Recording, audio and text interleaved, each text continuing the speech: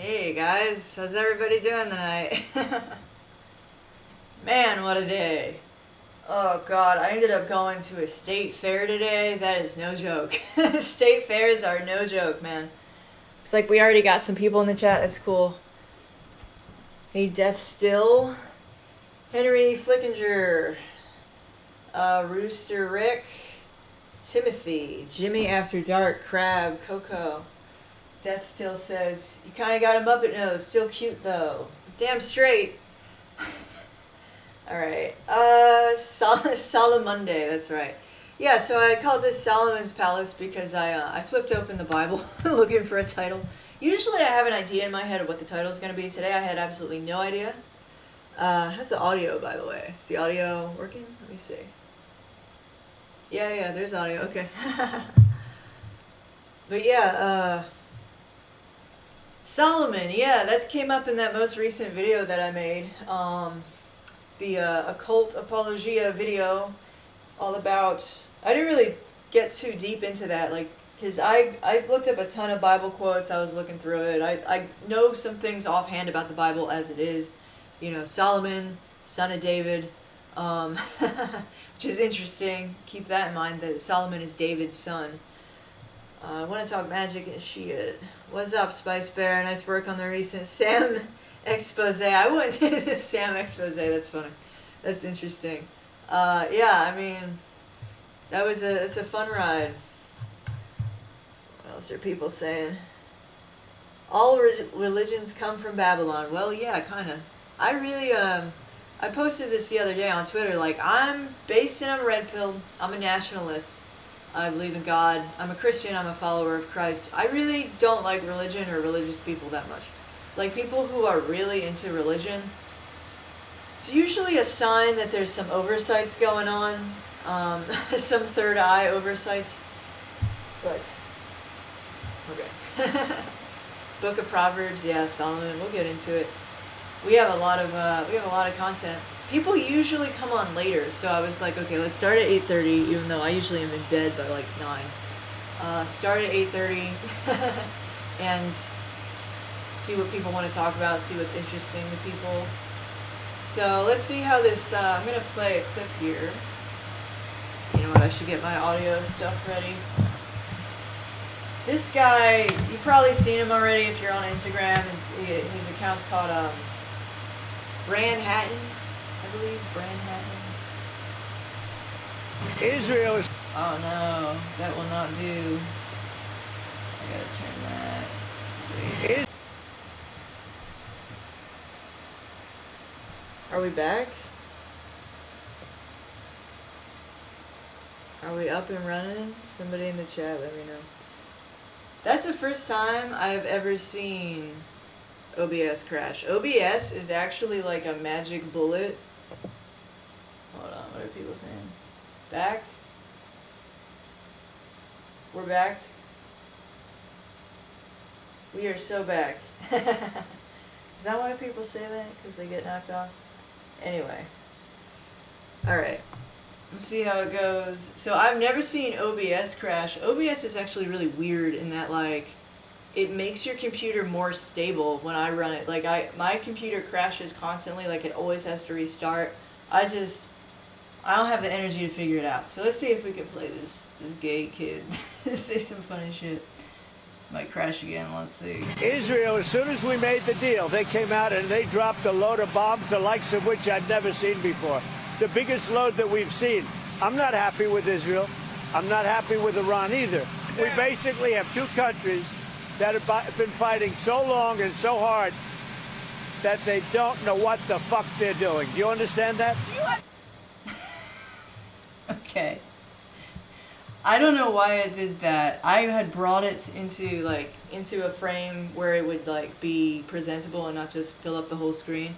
I don't know. He's like yeah, I don't know. I do wonder sometimes if they have protections on their stuff, on their content, so that you can't play it well on streams. But anyway, that guy's making like a really interesting point. I don't know if anybody caught that, but like he's comparing this warmongering thing to like this sexual thing, you know, like this sexual force. That's like what Dr. Strangelove is all about. It's about like the way that these warmongers back during the time of the Cold War, I guess Kubrick observed this because he was hanging around with NASA people, you know, the Nazis and all those, you know, what did Trump not say? Those very fine people, you know, he was hanging out with. So Kubrick was just observing this warmongering sexuality, where like there was something sexual about the nature of their excitement to like make missiles and bombs and strategize, all that like risk. Let me see. This Death Steal guy is going to be a problem. Yeah, he's Death Steal. You want to chill out a little bit. Do I have a mod? Do I have a mod here? Let me see. How easy is it to mod people? I'm wondering if I could do that.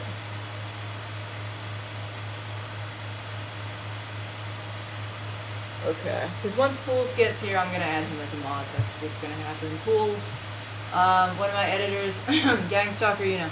Great guy. Pools is a great guy. Father of some, maybe, allegedly. Pools is a cool guy. We like Pools. Don't gatekeep, bro. In World War II, yeah, so Pools, the star of Schizo Territory, episode 2, if I can ever get it out. It's gonna be a good one. I might put some Sam stuff in there, just because it's like part of the story. Like, it really is part of the story, because I don't want to give too much away about episode 2, but it's about, it is kind of MK Ultra related, where it's like the split in the brain and like the insanity. You know, there's that sentiment that like the divine is crazy and the crazy is divine. Like there's something very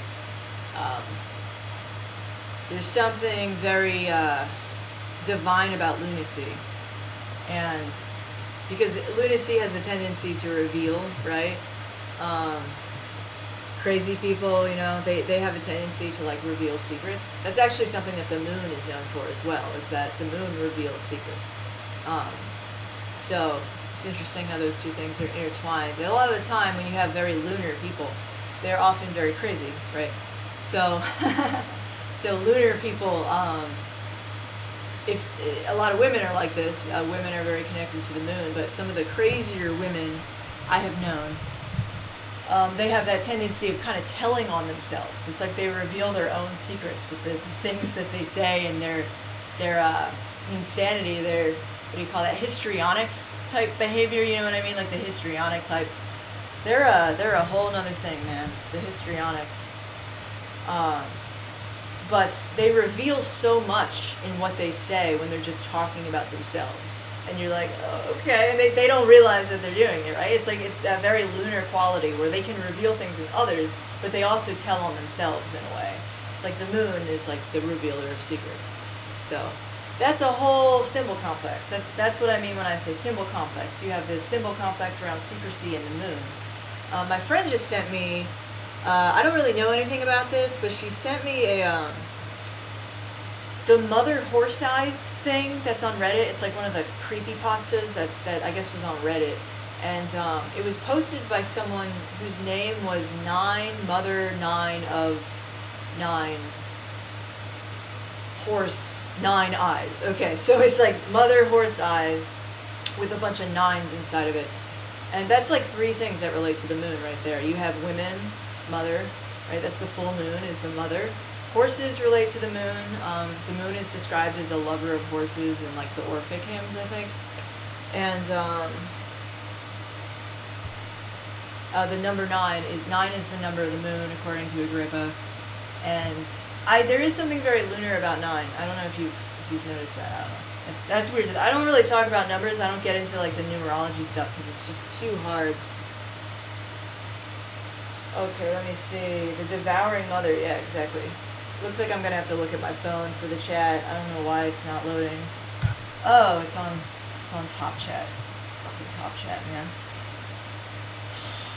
Bitches be crazy. Yeah, no, really. Jupiter's exalted in Cancer. Yeah, so I've already made 2 Jupiter talismans. I have one right here, actually. Very simple Jupiter talisman. It smells like candle wax. Um, I just like to draw something when I make talismans because I feel like it's like, uh, I mean, the word drawing, right? Okay, so like, this is like the Twilight language of drawing. You're drawing something towards you, right? That's why sigils are so important in magic, because when you draw a sigil, you're drawing things towards you. And that's like, it's inherent in what drawing is, right? I think it was, I've been trying to remember who said this, so if you know who said this, let me know. But it might have been Picatrix. There was this notion that when you create a talisman, you are doing violence because the nature of creation or the nature of drawing is a form of violence. I think it was like an old school grimoire that said that, like an astrological magic grimoire. And I don't remember if it was Picatrix or what it was, but yeah, there's this notion that like writing itself is witchcraft, and that's close to the truth, because you can spin a web, and you can spin a fable. You can spin a story. It's like these words reveal so much. All right. Another lunar thing, by the way. Luna Lovegood is such a good character in Harry Potter. So the 5th book of Harry Potter is really remarkable. It's about like it's about being gaslit by the media and gaslit by the government. That's literally what Harry Potter book 5 is about. The Order of the Phoenix. Obviously, you have Christianity just in that name, Order of the Phoenix. You have the Phoenix, which is a symbol of Christ. The death and the rebirth. And then on top of that, you have the word order. And trust me, I understand that an order is a group of people, yes, but it also reflects the order of the logos, right? So Christ is the logos. Christ is order, in a way. So that title, Order of the Phoenix, that there's so much Christianity in that title. And let's see. So Order of the Phoenix, it's this character, Luna Lovegood, gets introduced, and she is a very lunar character.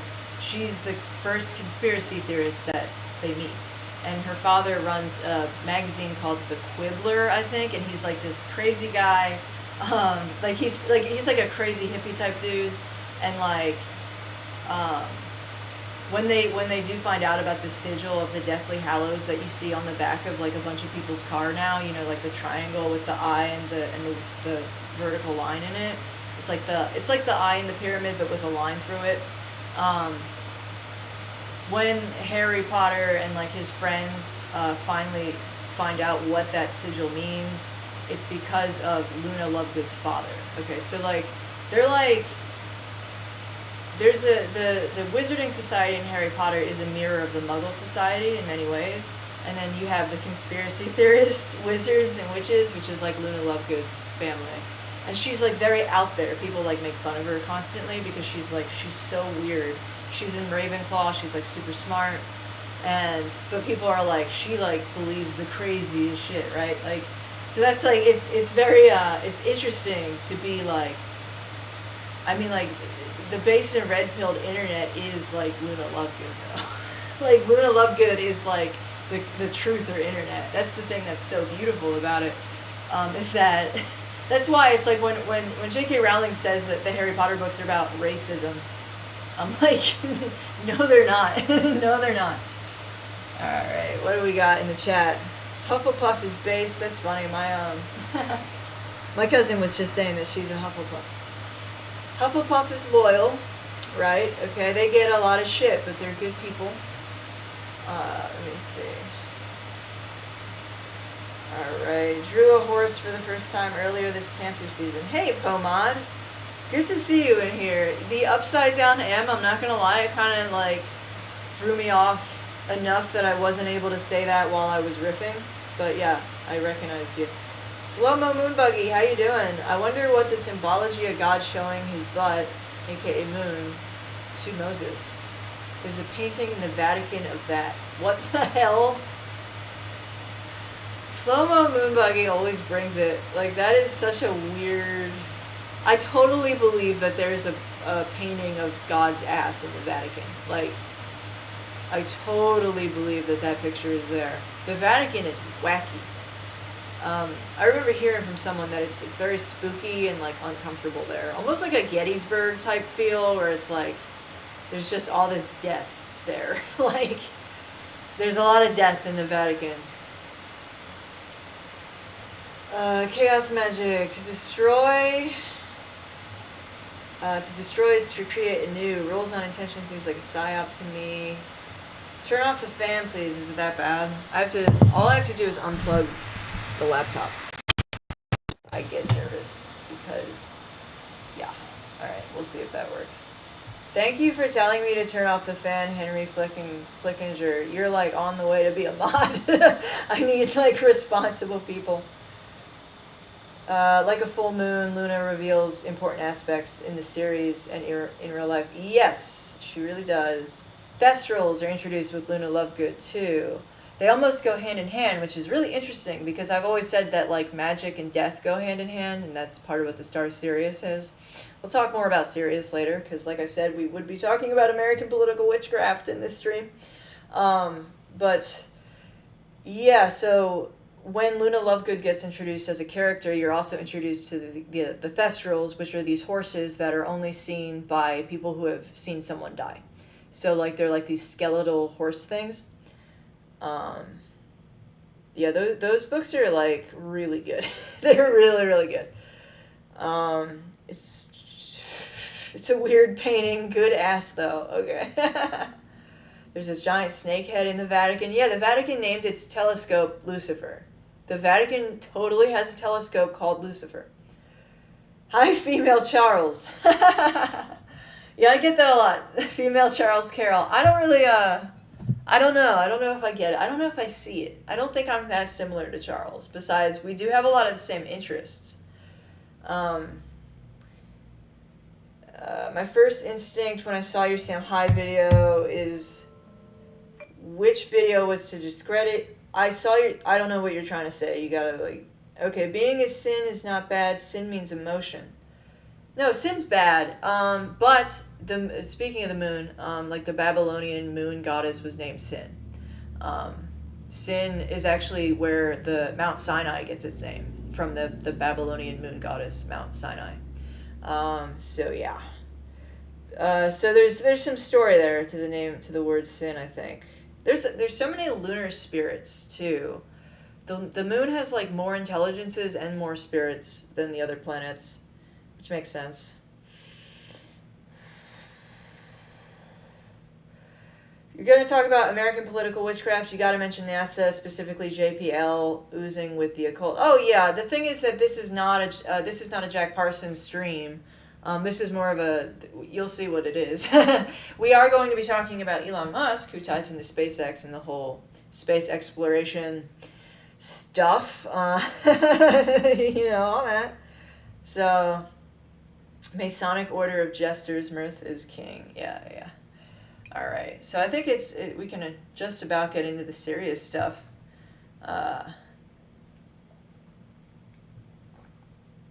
The problem is I have another video to play, and I'm hoping that it's not an issue. I'm hoping I don't crash this time. So I'm gonna start with this short that I released February 28th, around there, and February 28th was an intense time for me. I had some weird shit happen at the end of February, and I don't know.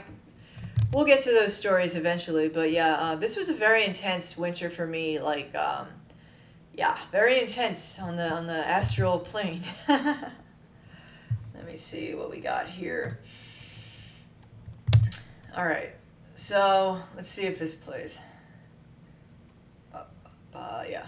So the brightest star in the sky, Sirius, also known as the dog star, is very important in occultism, Egyptian mysticism, and Freemasonry. It's known as the Dog Star because it's located in the constellation Canis Major, and it also heralds in the dog days of summer. Elon Musk not only has the Dog Star Sirius on his ascendant in his birth chart, which is basically the most important place you can have a star, but he also has the planet Mercury, the messenger of the gods, directly conjunct Sirius. Elon Musk has publicly supported a ridiculous meme coin known as Dogecoin. He's also claimed that SpaceX would fund a moon mission purely off Dogecoin. He is now in charge of a government task force called Doge. Interestingly, when I started channeling the star Sirius, I began seeing a celestial X, a SpaceX, if you will, or maybe it's the X from the app formerly known as Twitter, which of course Elon Musk renamed, or maybe it's the X from XAI, which is Elon Musk's AI company, which is a rival to the Stargate project. It's literally called Stargate. The one-eye symbolism on the 2025 Economist cover seems to actually be Elon Musk's eye. One-eye symbolism is probably a reference to the star Sirius, who Alan Parsons once referred to as the eye in the sky, which is another image you can channel directly from the star Sirius. Elon Musk is triggering a massification of the star Sirius. Consider supporting my channel because that's a lot to unpack.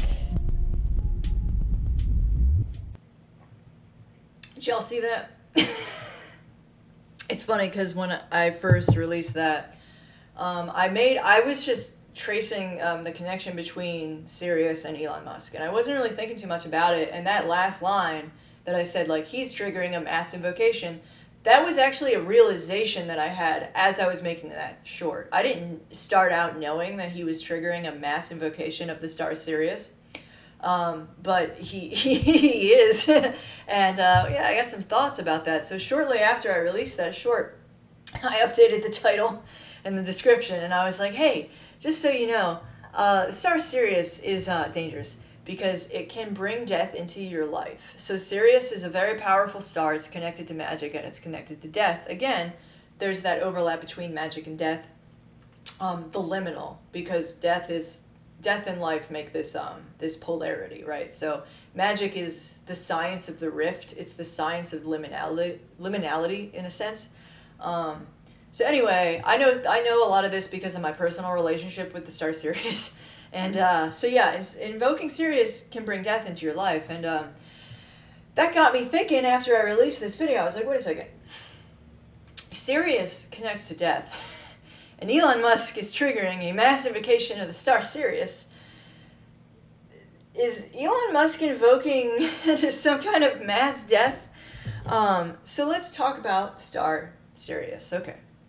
So the star Sirius is an integral but hidden part of two holidays of the American Empire. The first is actually New Year's Eve and New Year's Day. So basically, you could have chosen the calendar to start on any day of the year, right? You could have started, a lot of people say April Fool's Day. You could have picked any day, and they picked December 31st. So at midnight on December 31st, you say Happy New Year, and there's this big public, there's this big celebration that happens at that moment. At that moment, the star Sirius is on the midheaven, roughly. So that's like very interesting. So in a sense, you could look at New Year's and New Year's Eve as being like a Sirius invocation, because everybody is celebrating at the moment that Sirius is in the most powerful part of the sky. Okay. One of the two, I always say, it's like the ascendant and the midheaven are like the two most powerful physical placements for a star or a planet to be in. So there you go. That's holiday number one. Holiday number two, of course, is the 4th of July.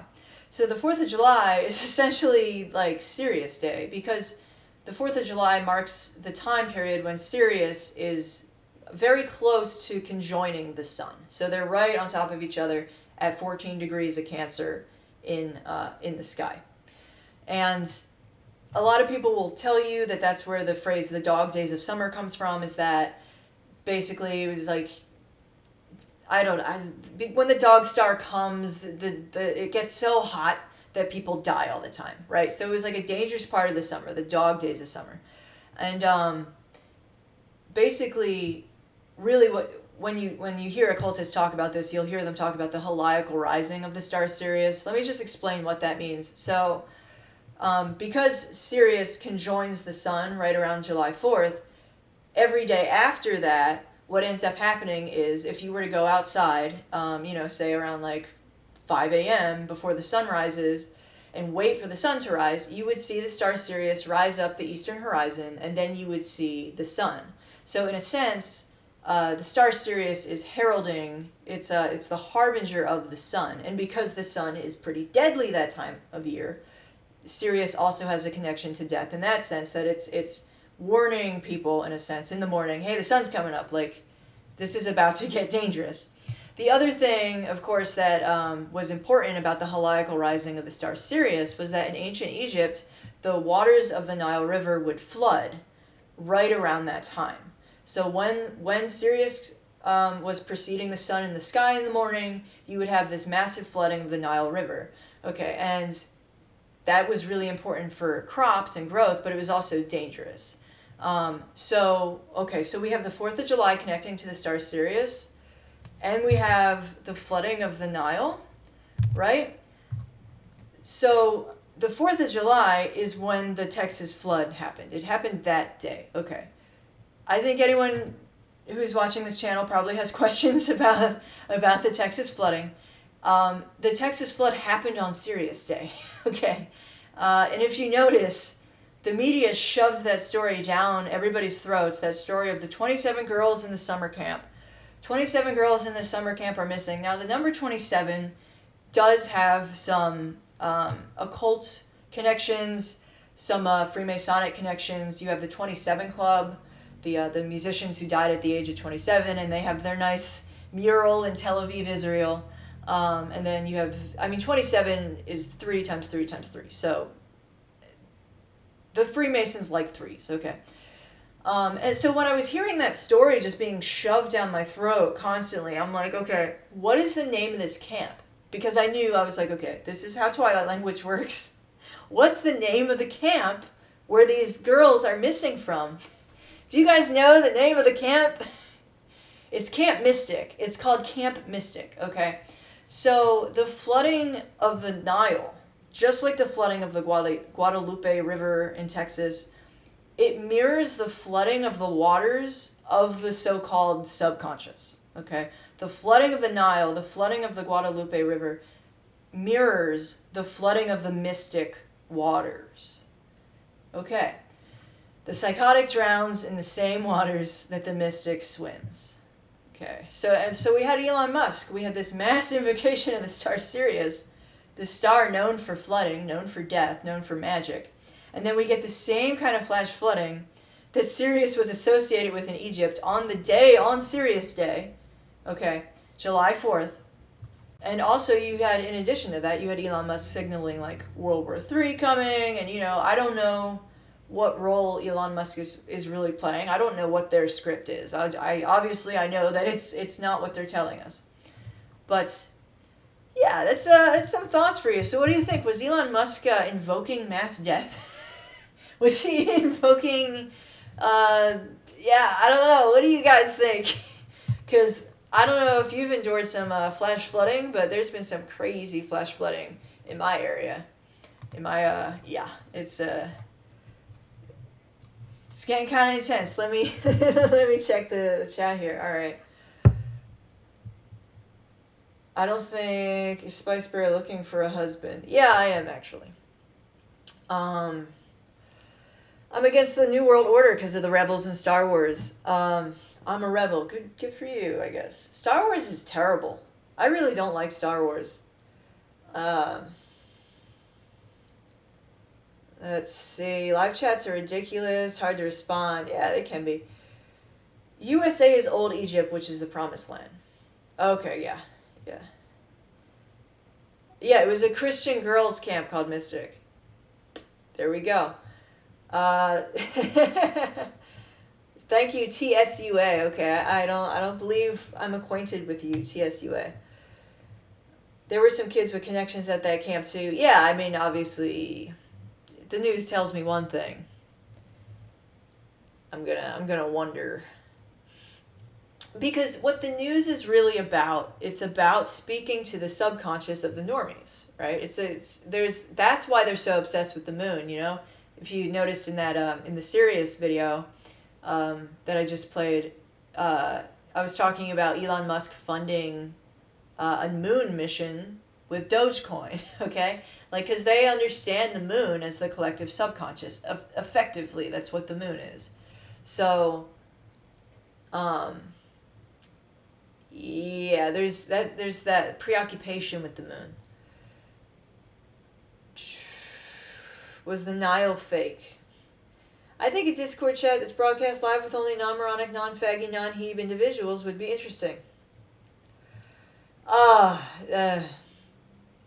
So what is so many plans of mice and men so often go awry? Yeah, good luck with that. The name of the app is Discord. The name of the app is Discord. Think about that. Elon Musk is a large nerd. Yeah, I got nothing wrong against Elon Musk beyond, like, I don't hate him. I'm not particularly fond of him as a character just because I feel like, well, I mean, everybody's a little jealous of the guy who gets to do a Nazi salute in public, right? We're all a little jealous of that guy. Like, he can do whatever the fuck he wants, man. But, I mean, he's not, like, authentic. I don't buy into the Elon Musk character. You see what I'm saying? Like, he's too, like, fake for me. Like, I'm not buying it. You know, that he's like he might have a sense of humor. That when they had him, like, rebranded with, like, a baseball cap on, like, looking like Poochie from The Simpsons, looking like the unwanted third cast member of Itchy and Scratchy on The Simpsons. Like, I was like, nah, I'm good on this Elon Musk trope shit.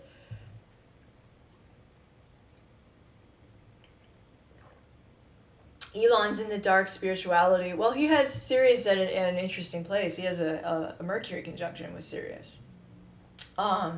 So he is very likely the voice of death and magic. I mean, that's what Sirius is. And flooding, possibly. I don't know. They're all so connected that it wouldn't surprise me. Harp, yeah, harp is a thing. I'm a 6'5" alpha Chad with the body of David Goggins and the wit of Ben Shapiro. I don't know who that's going to work on, but good luck. Have you considered the flash flooding is from all the male suitors you have drooling over you? Oh. Don't need to know what it is as long as I know what it ain't. Man, you gotta read fast in these things. Do you think Buzz Aldrin and the rest of the astronauts saw something scary on the moon? They didn't... Bro, you don't know. You don't know, bro. The moon is... I could go to the fucking moon. Alright, I could go to the fucking moon. And you might be able to too, alright? Camp Mystic. So I talk about celestial invocation a lot because starting, fairly recently, Schizo Territory has talked about it, and that's basically what they're doing. They're doing celestial invocation, I think. Okay, so they're doing, they're invoking lunar entities, not all of which are good. There are lunar spirits, which are effectively demons. If somebody would like to explain the difference to me between a planetary spirit and a demon, please do that. I'm very curious. But planetary spirits are effectively, they're like demons that are associated with planets. And you have intelligences as well, which are basically like angels that are associated with the planets. And the Bible talks about this in a way. The Bible actually talks about those facts that I just said as if everybody fucking knows that and they don't have to even say it. That's the way the Bible talks about it. It's like, oh yeah, obviously, like, the planets are like these, like, celestial angels. Like, they just knew that, and they didn't ever say, like, hey, just say this is our understanding of the planets. This is our understanding of the luminaries. The Bible just kind of takes those things for granted, where it knows that you should know the power that these luminaries have. And people forget that now because they don't even see the sky at night. That's a big part of it. The light pollution is a big part of people losing touch with truth, honestly, and just becoming deranged. Yeah, reprobate mind and all that. So Bible quotes. I do have one Bible quote that I want to share. I opened to this as a total synchronicity the other day. That's also where I got the name of this stream. I don't know if I explained that or not. I just opened the Bible and was like, give me an idea. So anyway, Deuteronomy chapter 4, verse 19. Unless thou lift up thine eyes unto heaven, and when thou seest the sun and the moon and the stars, even all the host of heaven. That's a very unfamiliar notion, the host of heaven. What does that even mean? Another alternate translation of that, by the way, is all the heavenly array, which is like, excuse me, can you go into more detail about that? No, maybe that's in Apocrypha, but it's not in the Bible.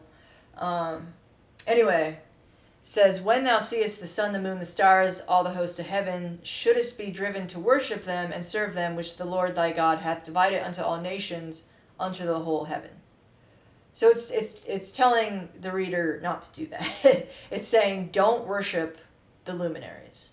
Don't worship the planets. So I'm fine with that. I don't need to worship the planets, but like they're aspects of God, you know, in a sense. They are aspects of God. And understanding the sky clock is really, why wouldn't you want to do that? You know, why wouldn't you want to understand the sky clock? And obviously you can draw demons. It's here's the secret that people don't seem to get. You don't need to cast a spell to channel demons. You don't need to do magic to summon demons to you. Demons are the original egalitarians. They'll work with anyone. It's not that hard. They're very similar to insects, actually. And I heard this on it was a Lucky Mojo stream the other day. They do really good streams about, it's about hoodoo, but I listen because I'm fascinated in magical correspondences, of which hoodoo has a lot. But I'm not like, anyway, let me try to focus on the subject here. Yeah, so there's something very insect-like about demons.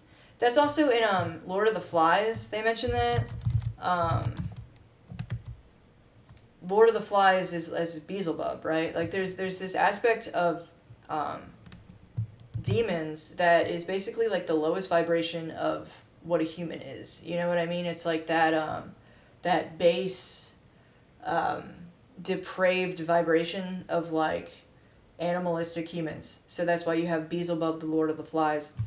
I was just relieved that I wasn't the only person who noticed how insect-like demons are. They're very similar. And like it's like when you want to control demons, when you want to control insects, it's kind of the same thing. You have to control your own behavior. It's like you get a lot of insects if you don't clean.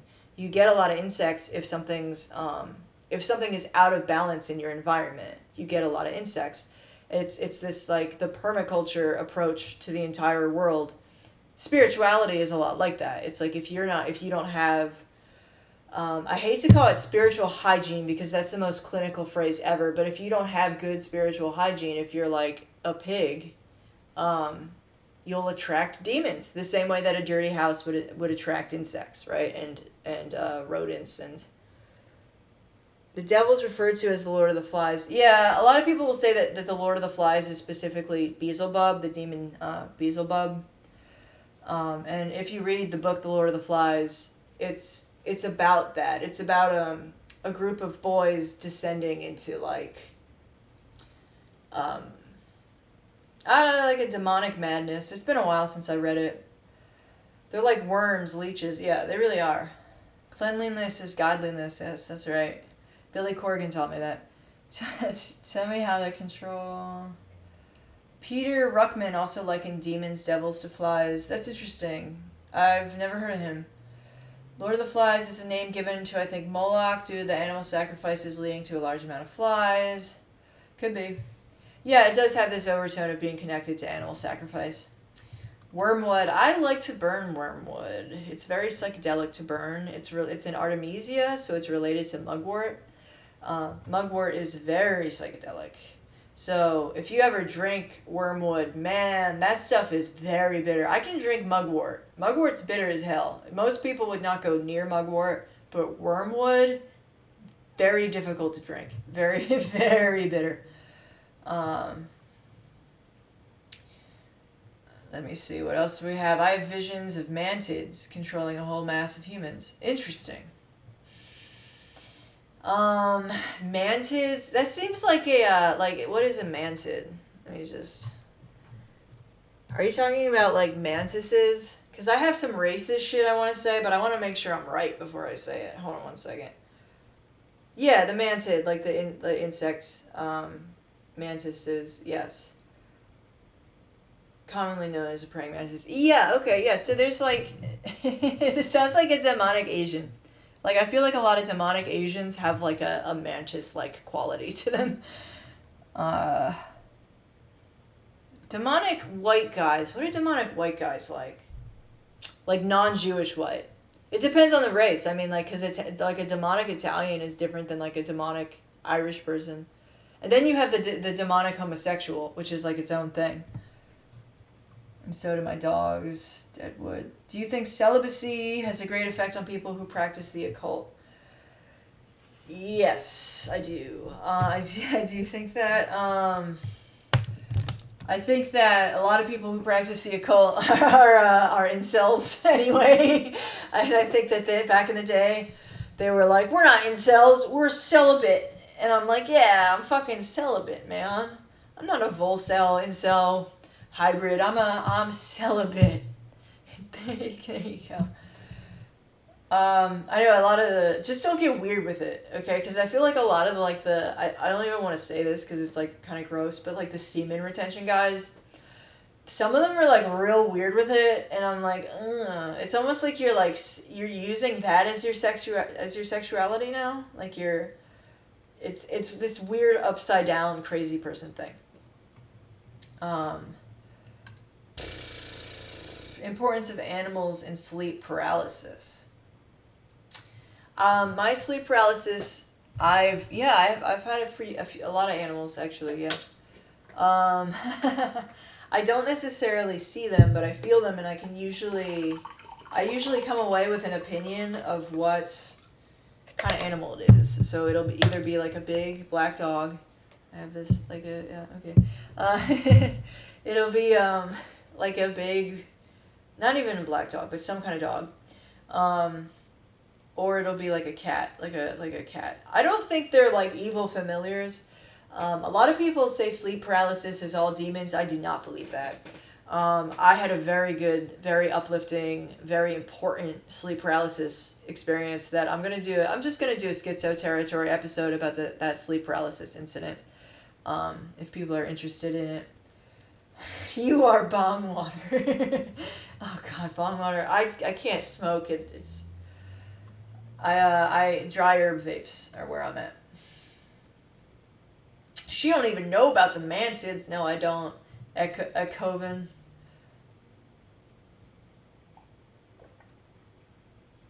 Mock Globe says, ah, yes, the Chinese. Yeah, you get it. That was the end of a Stephen King book, Revival. Demonic white guys are tech guys / nerds. Yeah, a lot of tech guys are very demonic. That's very true. Yeah, maybe this is time. Okay, I think we just segued into my next segment, which is let me see, the transpocalypse. All right, guys, the transpocalypse has only just begun. Okay, so the phrase transpocalypse is usually used to describe this. It's basically a conspiracy theory, which I don't mean that to disparage it in any way, but it is a conspiracy theory. Okay. The transpocalypse refers to this conspiracy theory that a lot of women in media are actually men.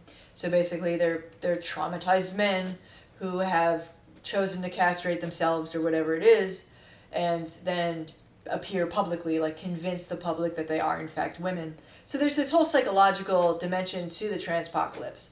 I don't have strong opinions about it. Like, a lot of people are like, Michelle Obama is definitely a man. I don't know. I really don't. However, I was watching Fox News with my uncle the other day. And there was this news anchor, this blonde news anchor.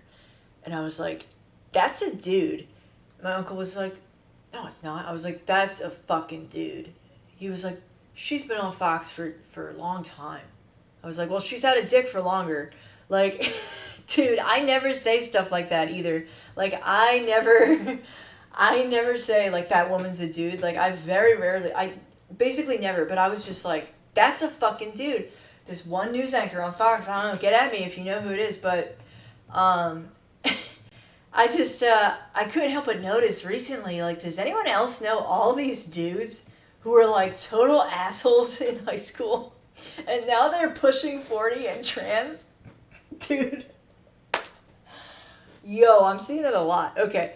I blame anime. I 100% blame anime. I think it's those short skirts and the hentai and the weird shit and the, like, oh, senpai, like, all that fucking weird shit. Like, anime is responsible for the transpocalypse. I think there's a whole new wave of transpocalypse that, like, you know, you're feeling it now.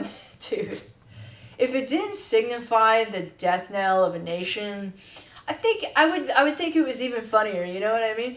But the transpocalypse has reached, like, humiliation ritual status right now, where it's like, look at what we can get these porn addicts to do.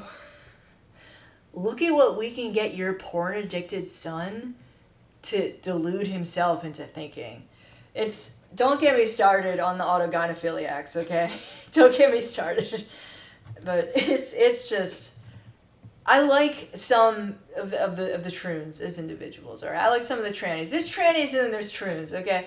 The trannies I like. The troons, not a fan. But, like, here's my thing. Why can't you just be, like, an old school crossdresser? You know, like, you wear the wrong clothes. The fuck does that affect me? Like, the thing, what really gets me is, like, the pronouns and the, you can accept me for what I am. It's like, well, you're not a woman, though, is the thing. Okay? We are at an impasse. It's that simple. Like, you don't get to redefine words for me. I don't know, that's just always been a thing for me, but... By the way, I give Sam Hyde a solid 10 years before he's trans. I am so for real about this. I give him 10 years, okay, before he, you know what I'm saying? Like, Sam's not based in that way. Like, Sam Hyde is not based in the way that you think he is. He doesn't really know that a man can't be a woman. You know what I mean? He's not, like, based like that. You know how some dudes, like, straight dudes, can be, like, really based, where they're like, that will never be a woman. You know, a lot of straight dudes are like that. Sam's not like that. Okay, he's like a transhumanist in a way, where he's like, these transhumanists, it's like, you get it? It's transhumanism, you know what I mean? They're always like, man and machine will merge and it'll be beautiful. The reality of transhumanists is that they're people who refuse to understand humanity. Okay, so they don't understand that man will never be a machine, and they think that men can be women and women can be men. They don't understand humanity. They refuse to. That's the problem with a lot of transhumanists, and that's why they fell for all the trans shit. You know? All those guys fell for that shit. Or they didn't have the balls to stand up to it. That's really the issue. Yeah, okay. I've got a lot of I got a lot of material. Let me check the chat here. Celibacy is phenomenal. I don't know, is it that great?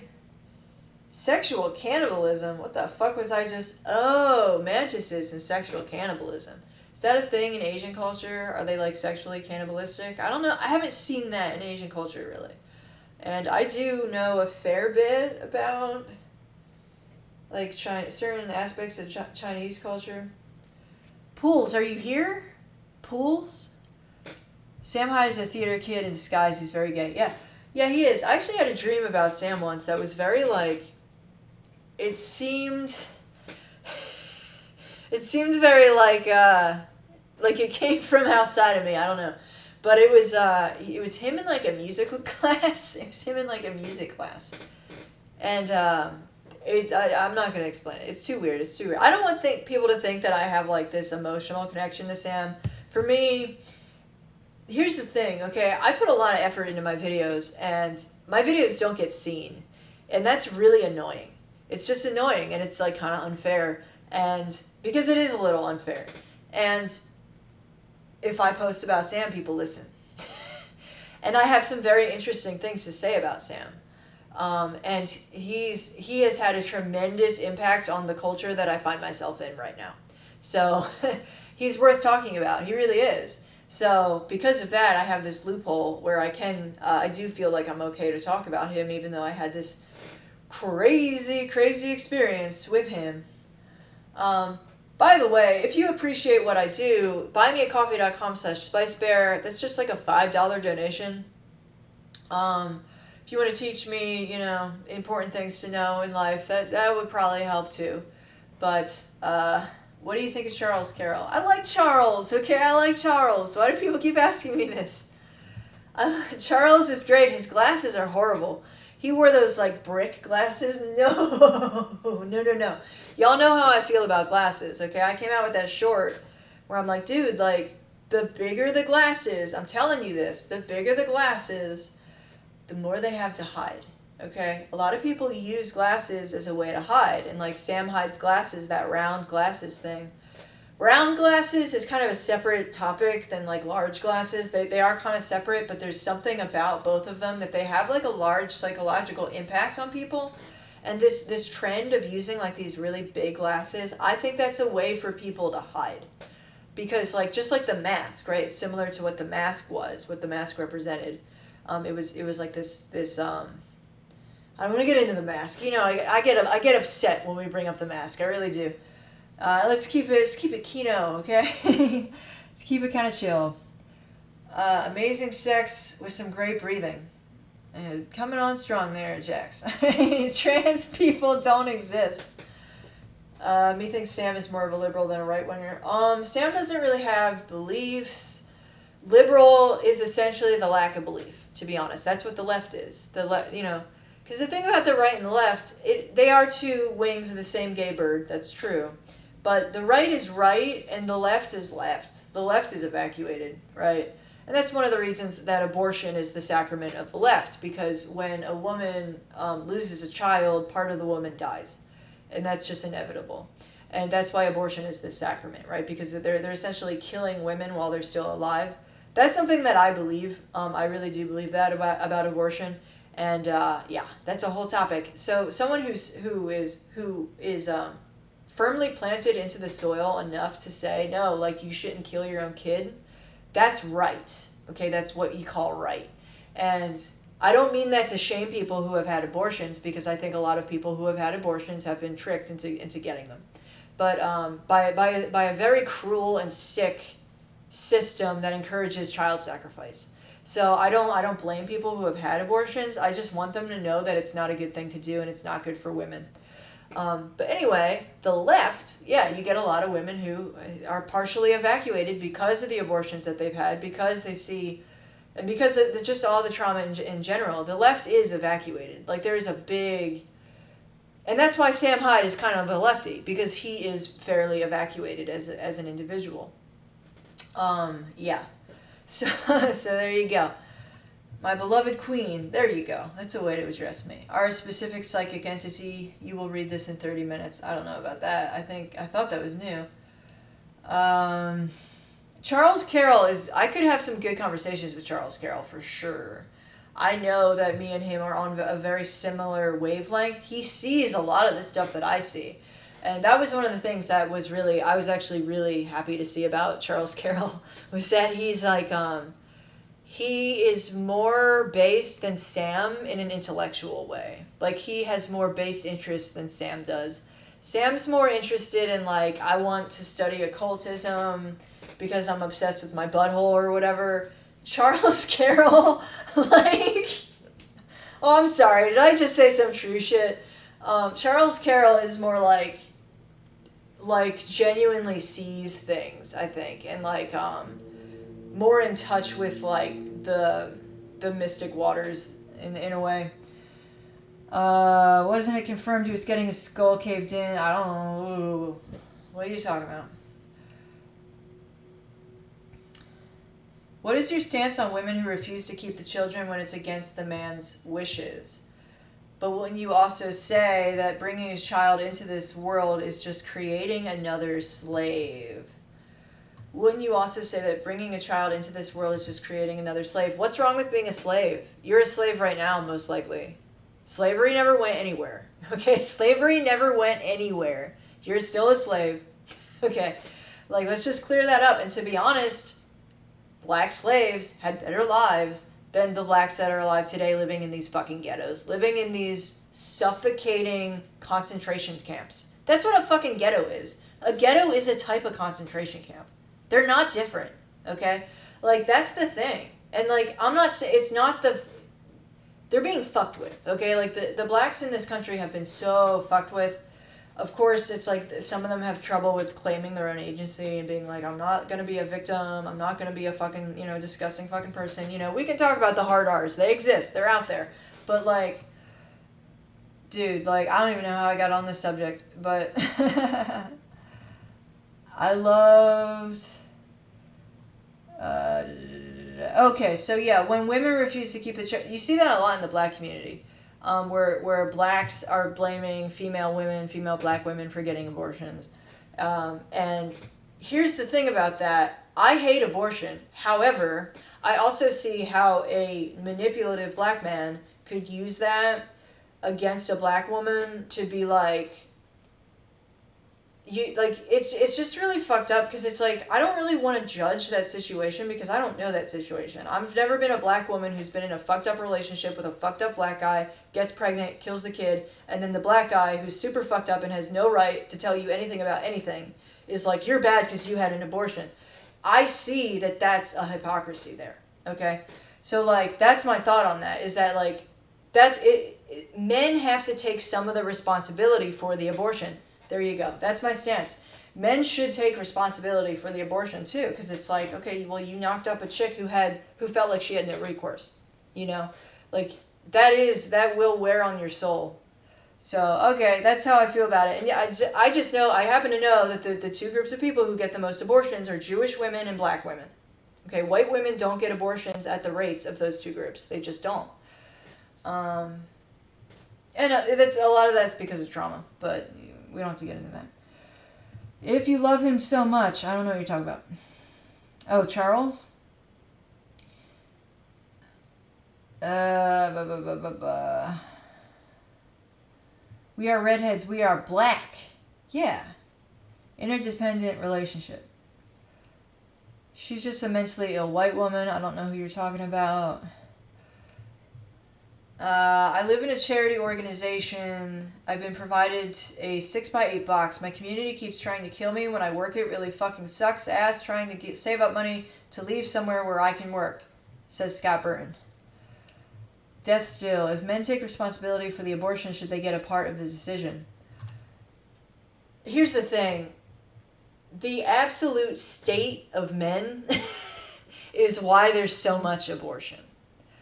And everyone in this situation needs to claim as much as their agency as possible. It's so difficult being like, like I took Plan B once. I'll be honest about that. I took Plan B once.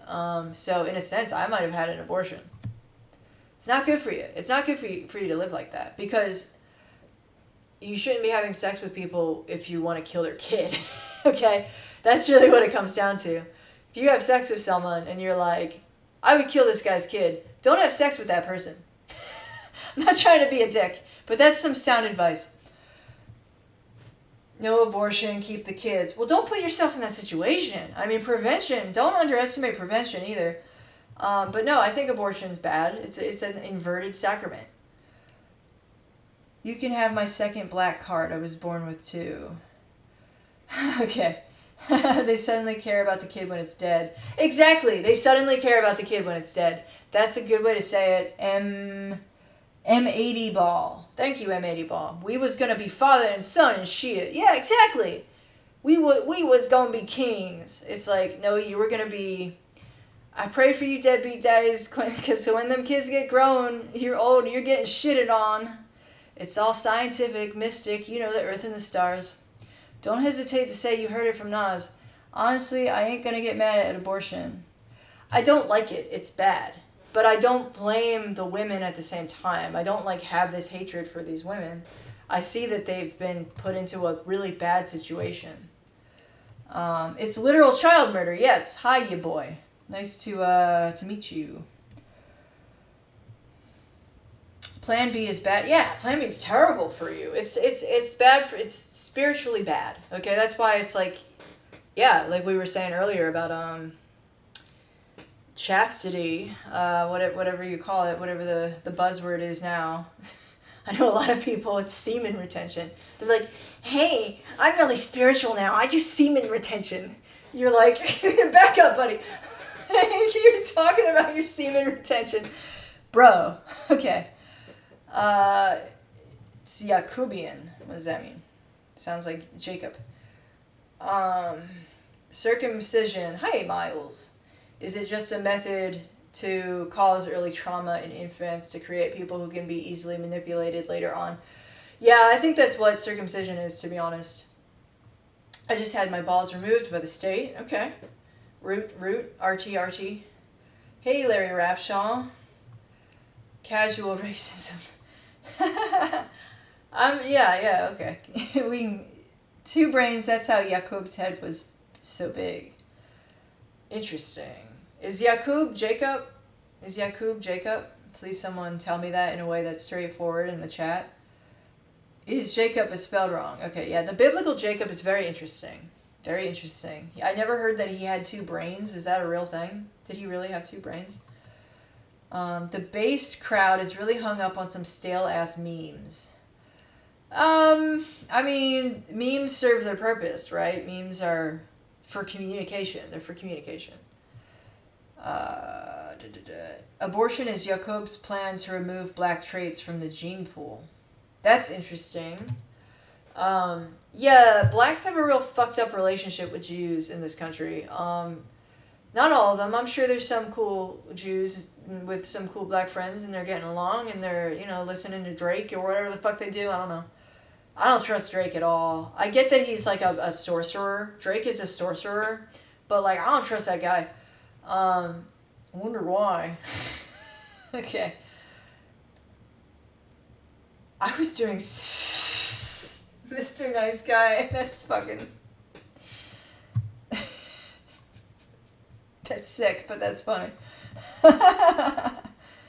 If someone talked to me about semen retention, I'd be in a self-defense situation. Yeah, exactly. You're like, slow down, bro. It's a lot of the egg chat dudes are real into that too now. I don't know, but like that's the type of thing Sam would talk to me about. And Samael Onveer, he was real into the semen retention stuff. I think word on the street. All right. What do you guys want to talk about?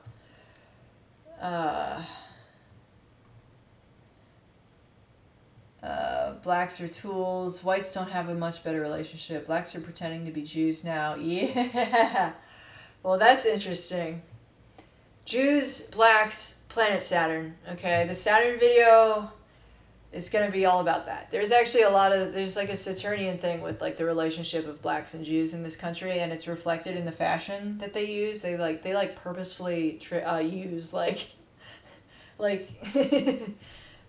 themes of Saturn. Okay, like they have this whole chain theme that is very reminiscent of Saturn. Saturn has chains, right? Let me see.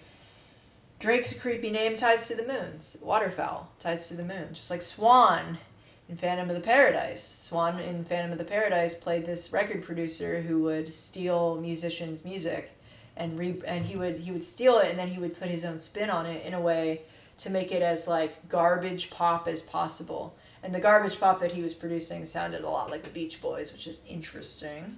I wonder what Brian De Palma meant by that, but. But yeah, this character Swan and Drake have a lot of similarities.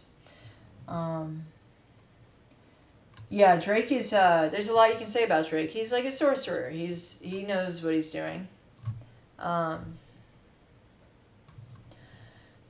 Blacks are pretending to be everything.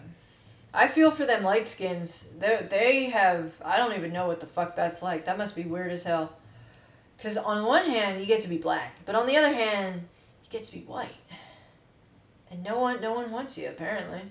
I feel like most light skins I've met hang out with black kids. I don't know, I've seen a few that like choose the white side, but like I feel like most of them choose the black side. I don't blame them. I don't. Let's see. Even though I am like a white enthusiast, like I don't know if I could date a black guy. I don't think I could do that. Not trying to be a dick. Sorry, your penal colony genes are not pure enough for her. Are we talking Australia? We could talk. I'm not into the occult. Australia is part of the British Empire. I mean, yes, Saturn. Hi, Bob John. Yeah, we got some stuff to talk about with Saturn. There's a lot there. I really want to make Saturn his own video. God's created Jews because the whites fell from the path. Oh, I see. Yeah, there is a notion that Jews are like intended to be tricksters.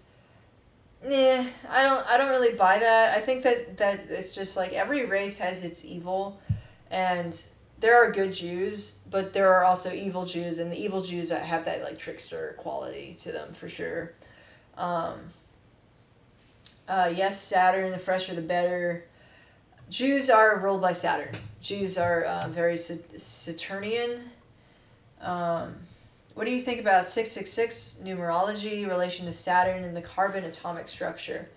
Yeah, so Saturn, Agrippa said that, what did Agrippa say? 3 was the number of Saturn? Yeah, 3. So 9, or, you have 3, 6, 9, all of those kind of interconnecting. I don't really know the 666 thing. So 666 that relates to carbon. That relates to a lot of stuff actually. The shape of the Earth relates to the number 666 in a big way. All of the science that they have showing that the Earth is round uses a lot of 666s, like a crazy amount of 666s, to the point where you really do start asking questions about the firmament. So why is the firmament so connected to 666? Let me see. Thoughts on Helena Blavatsky? I mean, she was a channeler, allegedly. She could have channeled stuff. She really hated Christianity to a point that I don't like, because I'm Christian. I consider myself Christian. I am Christian. I just am. And it's like it's really in my blood in a big way. Like Christ is in my blood in a big way. And what do I think of Helena Blavatsky? Well, she was very anti-Christian. She was very like, I don't know. So for me, that's gonna be an issue if I read her stuff. I think that she probably had some interesting things to say. Yeah, I don't know. I've been trying to dive into that. There's a really good book that I'm reading.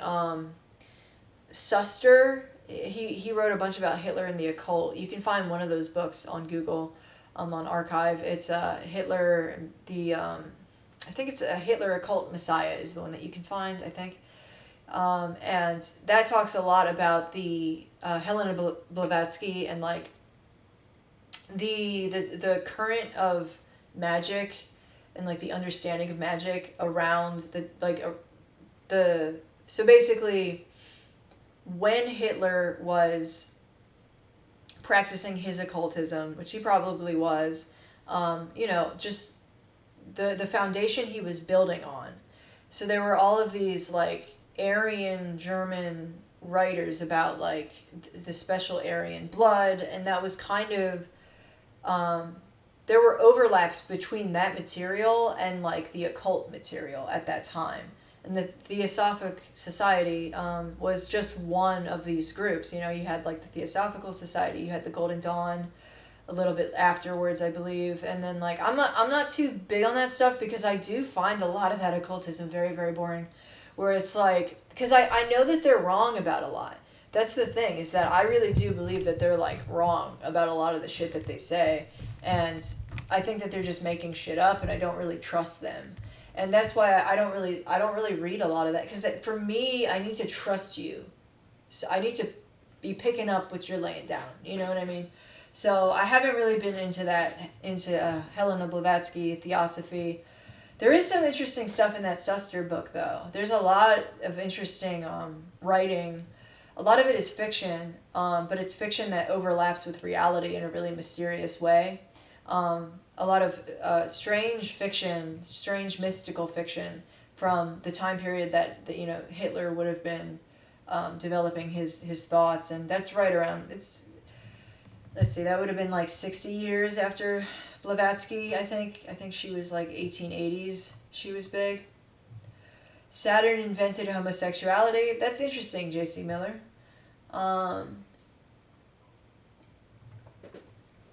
Yeah, some people say that Saturn, that Jews worship Saturn, and that the star of Remphan is Saturn.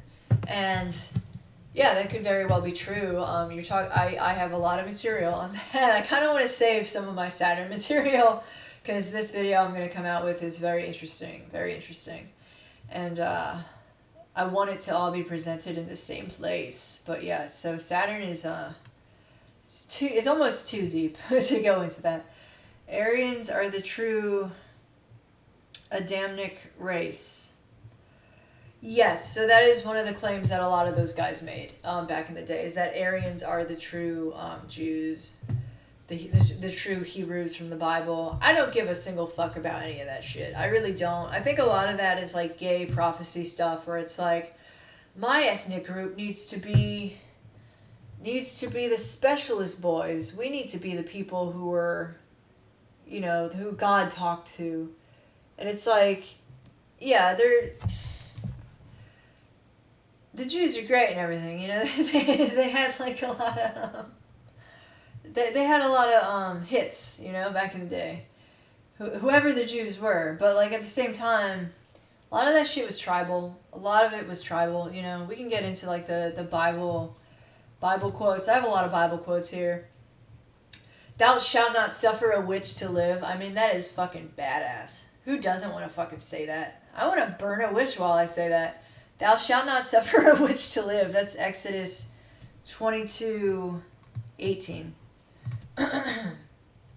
So, they had really strong opinions about this stuff, They had really strong opinions. And then there is that overlap of, like, Jews with magic, Khazarians with magic. It's interesting.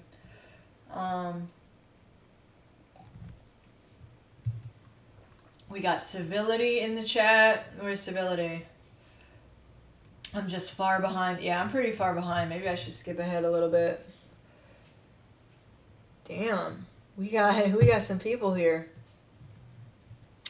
Yeah, I have a Twitter. I have it's at the Spice Bear. That's my Twitter account.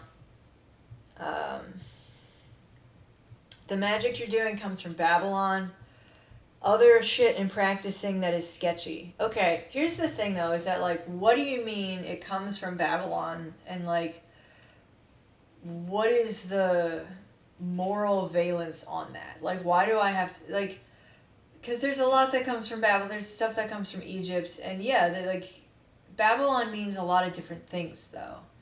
Because people eventually descend into idol worship. It's just what they do, okay? Like, when civilizations decline, they descend into idol worship. Right now you have idols. NASA is an idol. Academia is an idol, right? People treat, Drake is an idol. All these people, they're false gods, right? You worshipped false gods. That's like the thing that God was really trying to say with the Bible.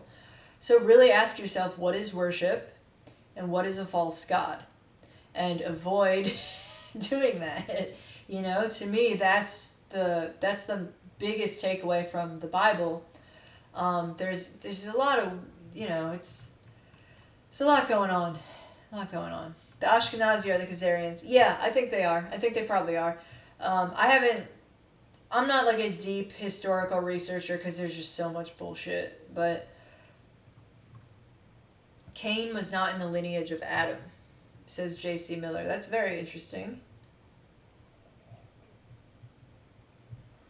Um,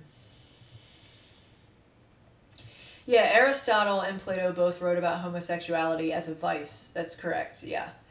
Um, it so this you get it's not that different. It's like when a civilization starts to decline, starts to spiral out of control, you get trauma, you get broken people, right?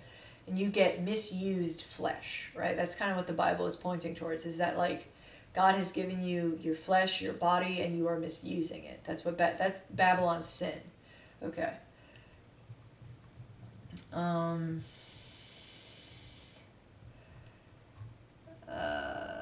this is there's I've never seen a chat go this fast, so I'm like, whoo, okay. Um, those cultures collapse because those occult forces are fundamentally destructive to mankind. I don't think that's true. I don't think that's true at all. Like I said earlier, you don't need magic to channel demons.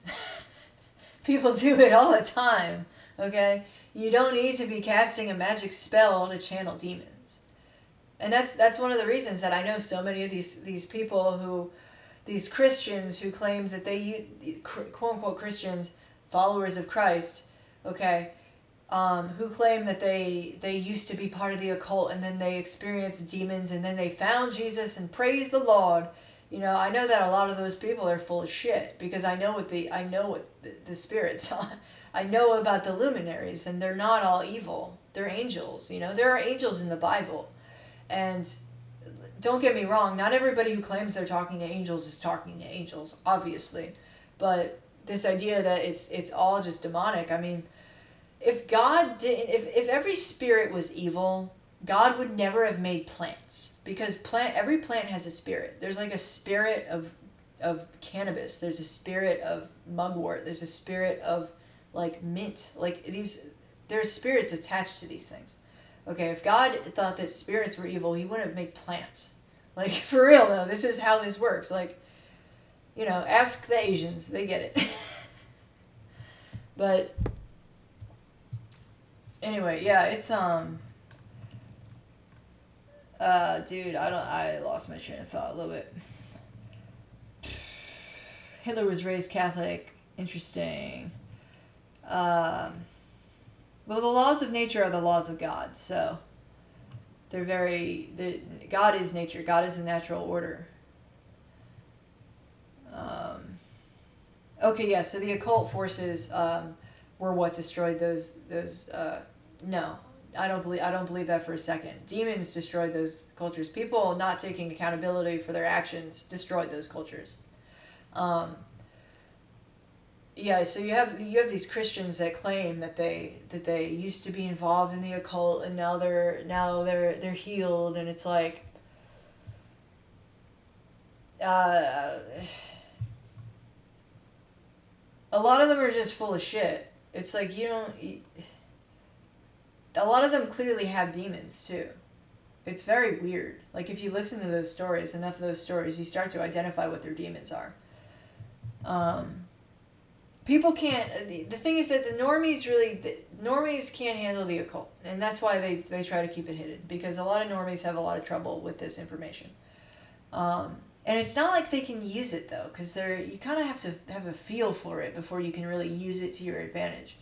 So, kingdom of heaven is within, I believe. Yeah. If you make every spirit a demon and you don't believe in God, that's a really bad place to put yourself in. If you make every spirit a demon and you don't believe in God, that's a really... Yeah, I mean... Gandalf was a luminary. Luminaries created Middle-earth. That's right. The Tolkien mythology has a lot of... You have, like, the Elven Star and all that. Like, the stars are a huge part of Tolkien's universe. He recognized that they were divine. And they were connected to the elves a lot. Oswego tea. Heck yes. Okay, cool that you brought that up. I would love to try Oswego tea. Our patron saint of plants. That's a mint, too. I just learned about that. Great Britain or Israel is the whore of Babylon. Yeah, I could see Great Britain being the whore of Babylon in a big way because I'm very English, so it's not like I'm blaming another ethnic group. Like I'm like half English. Um, I do think that Great Britain, if anyone, is the whore of Babylon because they kind of sold out so much. You know, like there was like a big betrayal that happened in Britain, and you know it was different than what happened to Germany. Um, I think that it was more endemic in Britain. I think Britain had more brain worms than Germany did for a longer period of time, just based on what I've seen. So I'm getting like all over the place. It's kind of disorienting having a chat like this. um, I summoned a demon, had an attachment for 6 years, had to cry out to God for this to be removed from me. Yeah, and one of the things that King Solomon, is known for, aside from the magical ring, and aside from the demonic sigils, the Goetia, you know, he's also known for exorcisms. He would do exorcisms. And what King Solomon would do, now how interesting and Jewy is this, all right?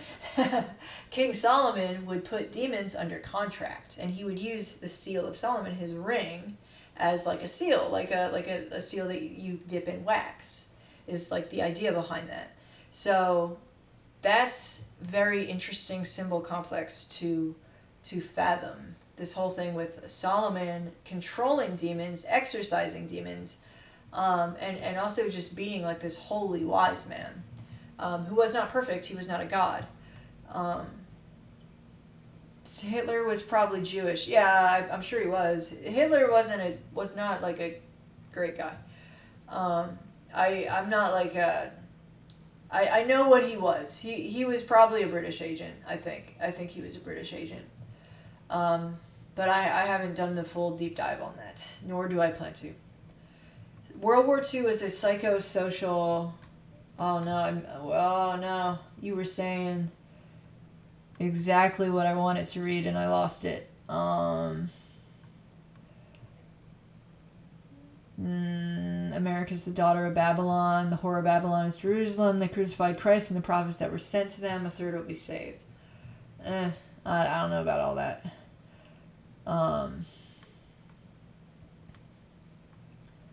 Is Solomon your favorite character from the Bible? Team Solomon, I guess so. You know, the weird thing about me, I don't know if you guys, I don't know if I ever said this, but the reason I got into the occult is not what you would think. Not what you would think at all. I got into the occult because of a fashion brand. I'm not even kidding. I had never seen Sigils before. And then Killstar started. They said something that World War II was like a psychosocial, like a psychodrama. Yeah, it was like a psychodrama. So psychodramas are ways to program normies' minds, basically. It's like a yeah. So any kind of like mass trauma event is like a psychodrama. And they know what they're doing. They orchestrate them to a certain degree. But you know, you have free will. Don't be like despair oriented. It's chill. Okay, chill. All right. World War II and World War I were ritual sacrifices. Yes, they were. They were. That's Holocaust. It meant burnt offering, right? You have the Holocaust cloak and the Princess Bride. You have the invisibility cloak in Harry Potter. Very interesting. The invisibility cloak. If you're a victim, no one will see you. Right? That's the invisibility cloak. I'm trying to plunge the depths of the invisibility cloak symbol complex because I don't really know what it means in Harry Potter yet. I'll confess that. I know quite a bit about Harry Potter. I could do a video for each book and it would be awesome. Like I have so much gravy. But like I don't really fully understand what the invisibility complex or invisibility cloak is meant to signify in the context of Harry Potter because typically the Holocaust cloak, you know, that's like the invisibility cloak. It's the invisibility of being the victim. That's typically how I interpret invisibility. Because yeah, if if enough bad shit has happened to you, people will just give in, I guess. I don't know. Chaos magic. I don't think people know what chaos magic is. A lot of people don't know what that is. It's not really chaotic magic. It's a very psychological form of magic. Servitors, if you ever heard of a servitor, that's like an aspect of chaos magic where you can create an entity that like runs errands for you, basically, in the astral plane. But it's like, it doesn't have free will. It's like part of you. That's what chaos magic is. And I would love to explore chaos magic a little bit more. Some of those early writers, very interesting stuff. And it was maybe the 80s chaos magic came out. It's like a totally different school of thought when it comes to magic. And I'm sure there's some gravy in there. I don't know. I know it is a bit psychological, which I'm not the biggest fan of. I'm not a big fan of psychological magic or psychological astrology. Even though psychological astrology kind of, I don't know, it kind of has its place and it kind of doesn't. It's overdone. I'm sick of it. I'm just kind of sick of it. Sweet Solomon's Keys, my favorite game. What's Solomon's? That's a game. Of course it is.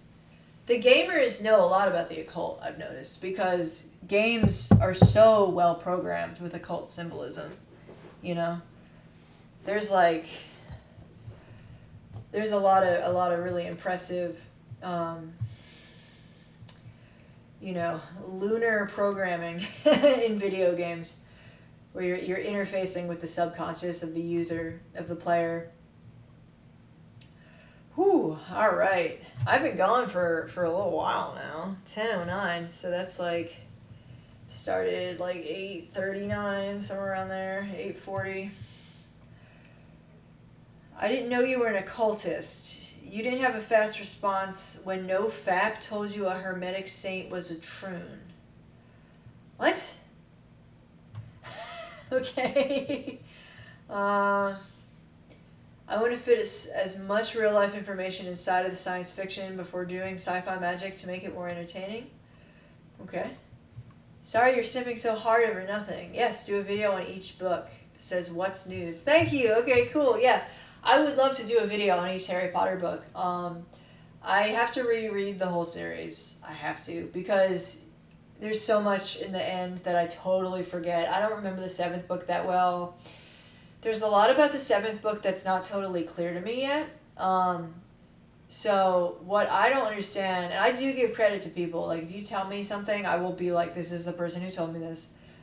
If you understand the 3 brothers and the Deathly Hallows thing, get at me, because I really don't know what the 3 brothers are yet.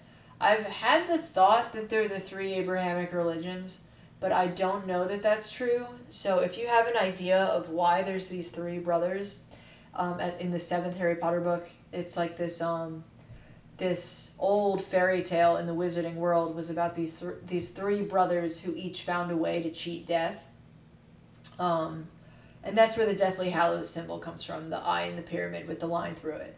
That's that symbol is being used to program something into people. Okay, that's a sigil.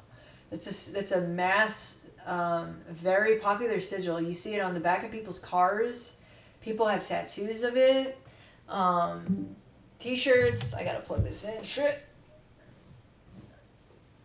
They're really using that Deathly Hallows symbol. So yeah. Okay. The fan might come on again. So. All right. What do we have here?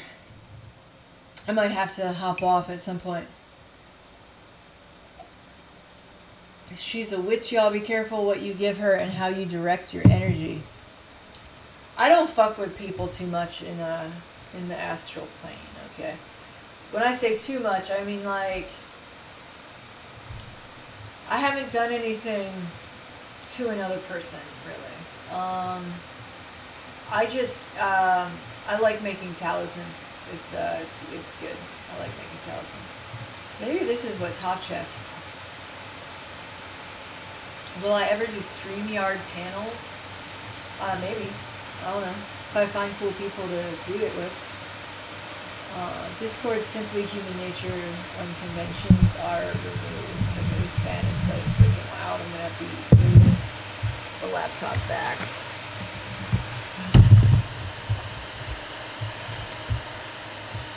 Here's my Solomonic binder clip, by the way. Solomonic binder clip. That really struck me hard when I saw that because, dude, it's such... I don't even want to tell that story right now. The Deathly Hallows symbol is the Philosopher's Stone. Yeah. Body, spirit, and soul unified, except the vertical line bypassing all of them represents their binding to the spirit. So then what's the idea? That the invisibility cloak is the... So you have the invisibility cloak, you have the Elder Wand, and you have the Resurrection Stone. I don't see that as body, spirit, and soul. I mean, Resurrection Stone as body kind of makes sense. Spirit, would that be Elder Wand? Or would that be... I don't know. I don't know. I don't see the truth in that right now. You might be onto something.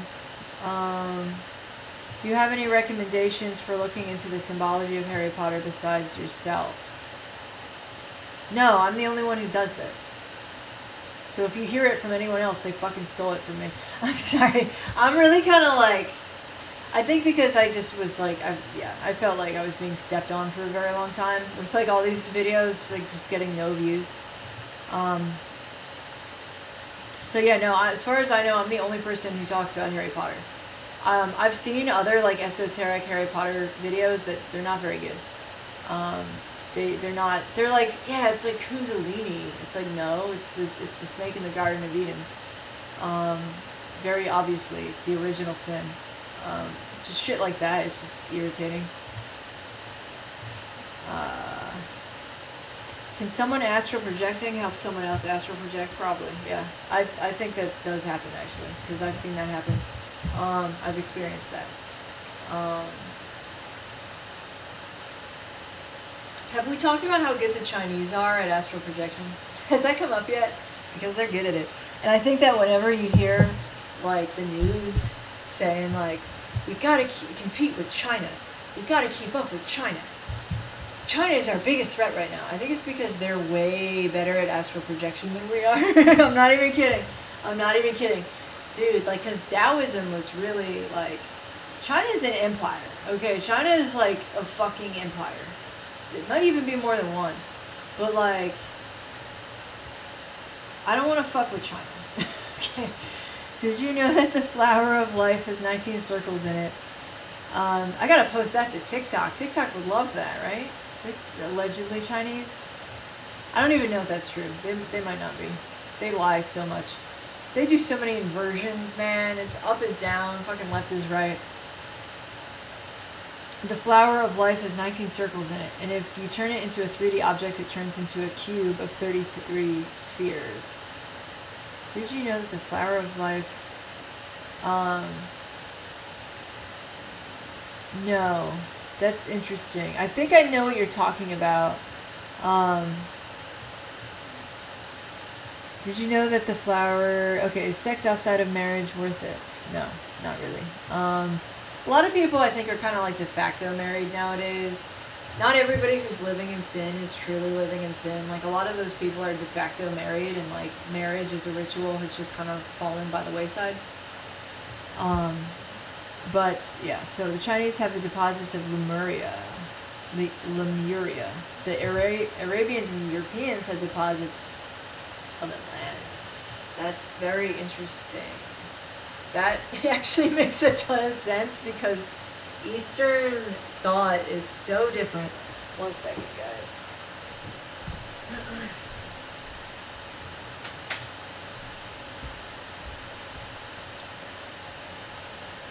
Alright.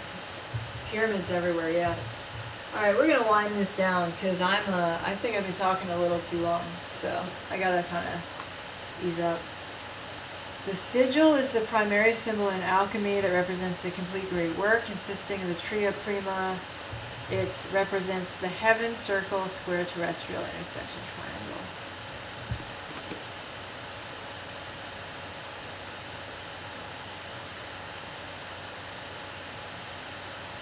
what is the triangle? That actually makes a lot more sense. Yeah, that I get that the alchemy, that the Deathly Hallows symbol is like an alchemical symbol. I have seen that before. What I don't understand is what the three brothers represent. So you have these three brothers, they encounter death, like a bridge breaks or something, and they miraculously survive, and death appears, and he's like, they trick death somehow. I forget what it is, and death gives them this offer where he's like, I'll give you each a way to evade me. And one brother asks for a wand that can control everything, like the Elder Wand, which is like the media, I think. I think it's like the written word is kind of the Elder Wand. That's my guess. I don't know. Wands are associated with air. Air is very like intellectual. The mind, you know, mind control. And then one brother asks for the resurrection stone, which allows him to bring back anybody from the dead.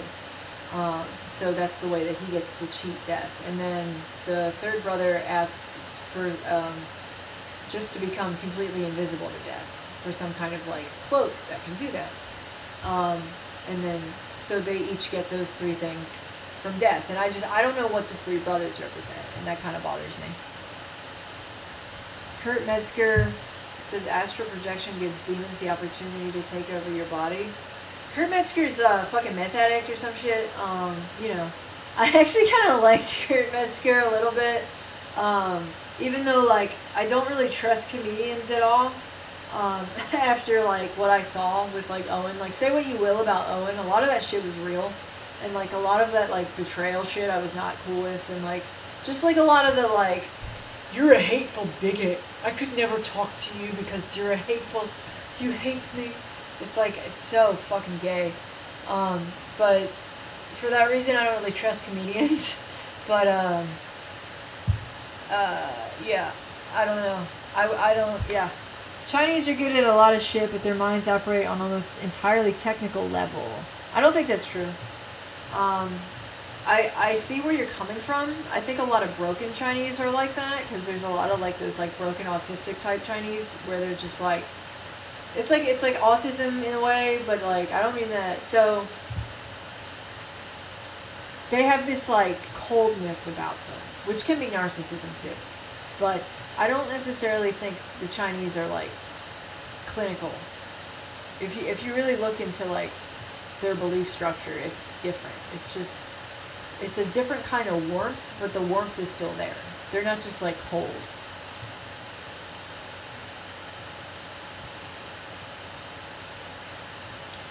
Ulysses M. Daniels, you mentioned the original sin. I'm convinced that if your source is the demiurge, it's not. I don't like the demiurge shit. I'm not a Gnostic at all. Then it's an inverted version of how it really is. God is king. Okay. God is king. And there are lesser kings, the god of this world, right, Satan. And if you choose who you follow. And if you're rewarded with worldly riches, might not be such a good thing for your soul. That's the thing. A lot of people who are into Gnosticism, like, they don't understand morality because they're too rich. Like, they're too, like, they're too, like, privileged in a way. I don't know, dude. Thank you, Pomad. This is great stream. Red number 33 on a white wall. Interesting.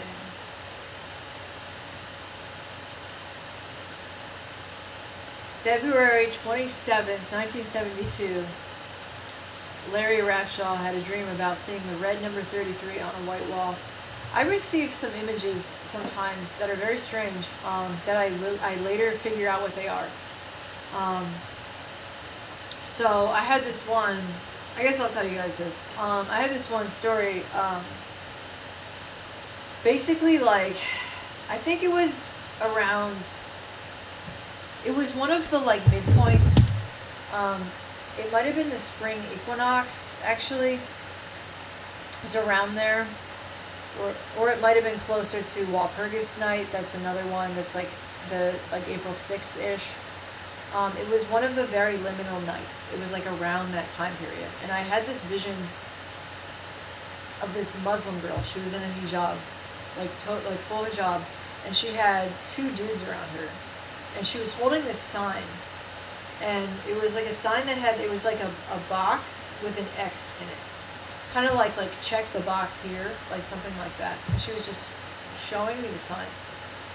And the thing about it that made it not like a regular dream was that I would fade out and I would fade in again, you know, and I would see that dream. And then I would go into a different dream, and then I would see her again.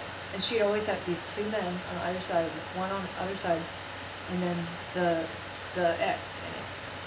And I was like, what the hell was that? Because I could tell it came from outside of me. And then on the day of June 11th, which I talked about June 11th, I think, a little bit before, you know, you had this this prediction that there would be an earthquake. There was no earthquake, but you had these rumblings of World War III starting, right? This Iran plan that they were putting into action on June 11th. And when I saw the astrology for June 11th, that morning, I saw the square with the X in it. So it was almost like they were giving me a signal of when this Iran stuff would happen. But it wasn't like, I don't know, it was very odd. It was very odd. Yeah, I don't know. I don't know that she seemed Iranian, though. She seems like maybe she was with DC or something like that, like Washington, DC. She didn't seem like Persian to me. You know what I mean? Like, it was like, but anyway, it was just really weird, and I was like, was that some kind of signal that that's when, like, the Iran stuff would happen? Almost like mocking Islam. I don't know. It's almost like a mockingness to it. But anyway, why do my dreams suck compared to yours? Because I have psychic dreams now. It's crazy. It's nuts. I guess I don't know, they might have some kind of technology. That's not out of the question. There is apparently some patents for, like, just because they're patents, I know it's not necessarily true that they're real, but, like, there are patents for artificial telepathy and things like that. As the dollar bill masons, stairway to heaven and earth are pre-existing the pyramid triangles built by man, traveling through the crimson door. Yeah, that's interesting. I found a lot of Gnostics very evil, unfortunately. Yeah, a lot of Gnostics suck. That is so true, Scott Burton. A lot of them are just awful. Like, because it's so, like, despair-oriented. It's very despair-oriented.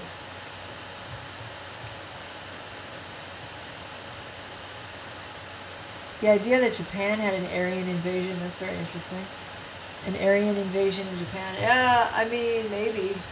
Yeah, I could kind of see something like that. Only because Japan's just different. I don't know what it is.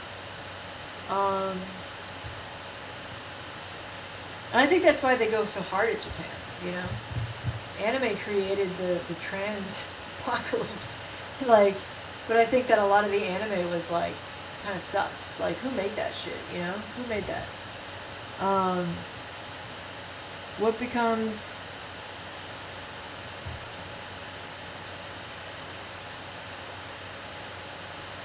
red-haired people in Japan, yeah. Very true. Manichaean thought. Is Nick Mullen on the side of cosmic good or evil? I don't really know that much about Nick Mullen. I'm going to be totally honest with you. The fact that his podcast is called Come Town, I don't know that I don't know if I want to listen to it. Yeah, I'm sure he's up to some good stuff, but I need to get some water. I'm getting kind of dry. 1 second.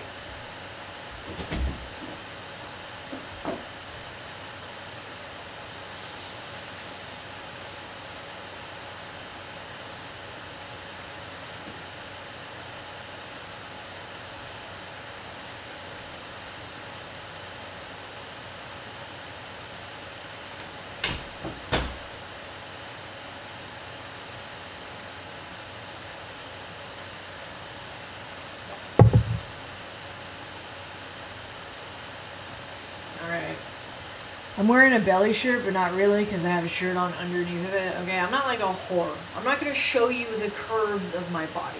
That would be disgusting. Put them away, ladies. I do have a problem with the way women dress. They dress too slutty. Way too slutty. It's like, you can't let men fucking see that shit. They're fucking gross. Men are gross, okay? Like, men are way more gross than women are. In general, like, yeah, just in that way.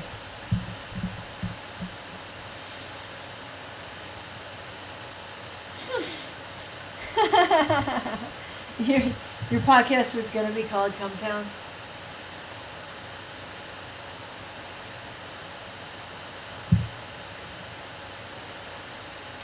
Seems like the New Age has co-opted Gnostic teachings. I just find it all so tiresome that, like, oh no, there's this demon that created everything. That's like a narcissist conception of reality. That's what that is. It's a narcissist being like, because narcissists view life in very ugly terms. That's why you have ugly cartoons like Ren and Stimpy, and because it's a narcissist reflecting their internal world. Mike Judge is a little bit like that. A lot of cartoonists are like that. A lot of Adult Swim guys are like that. Adult Swim guys, right? Sam Hyde's a lot like that too. When they show you this ugliness, they're showing you their internal world. It's important to understand.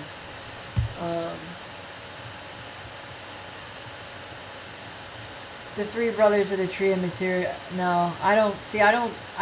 The tree of prima, salt, mercury, sulfur. No, I don't think so.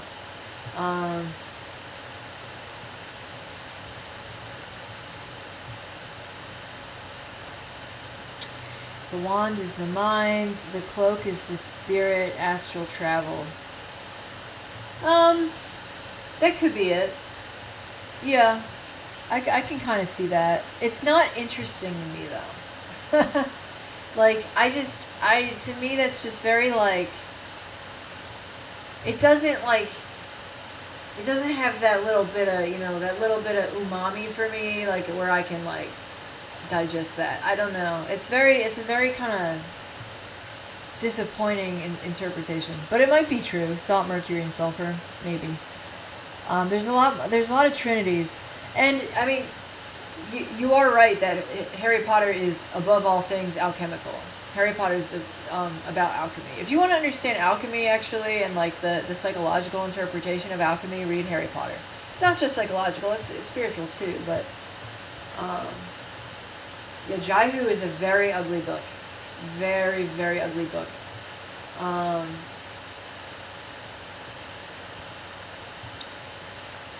Yeah, the demiurge is an imperfect god. So he's like a demon, basically.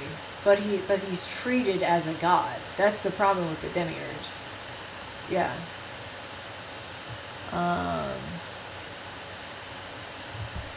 Hello, Aaron Eddie H.O.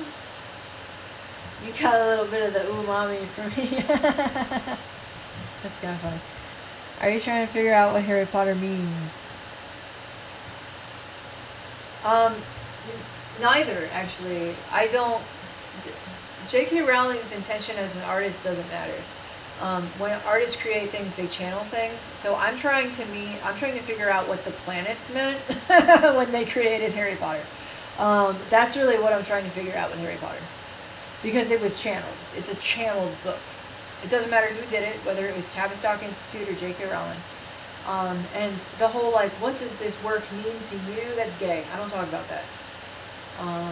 Thoughts on Abraxas? It's a fad. It's a fad to sell books or some shit. Those are my thoughts on Abraxas. It might be interesting. I don't know, but must know about alchemy because I'm high on her love potions. Saturn is God's most faithful servant, ultimately. That's very interesting, Jason Miller. Harry Potter's not lame. Harry Potter is genius. It's so deep and well written that people don't even realize it.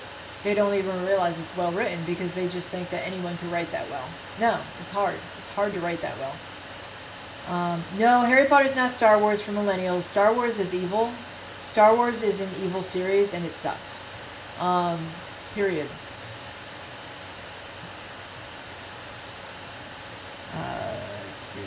It's good. He's Jesus. What drugs are you sober from? Most of them. Tolkien's books are better because they are just grifts from the archives he puts together. Grifts from what archives? Yahweh, good or bad, isn't a demon. The demons are like something else.